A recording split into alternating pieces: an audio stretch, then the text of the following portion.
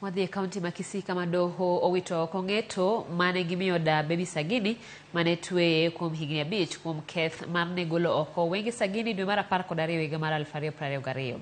Jang'ad buche Doho no Waweru Kiarie wacho ni tok nono kendo neno mane ochwal oyudo ni Rael Nyakerario ne ok otenore kod kethno. Medo ni Rael ma jahigni 80 nowinjo chwal kaka janeno mar piny owacho. Okil mare Kerosi Ondieko opuoyo ng'eto no.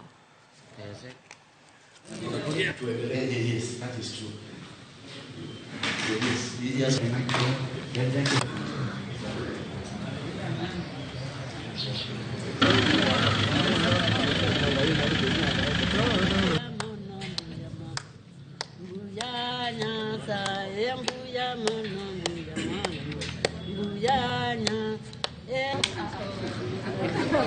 Mungu anasaidia mimi. Mimi ni kivyose.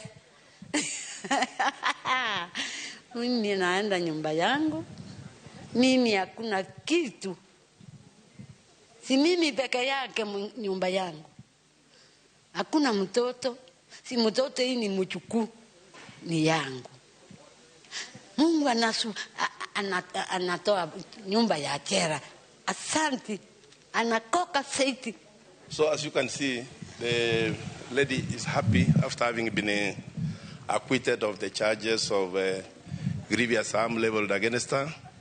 The court has today come out clear and said that there was no evidence at all against the accused person. One of the witnesses alluded to the fact that she assisted the principal offenders after they had finished to conceal evidence.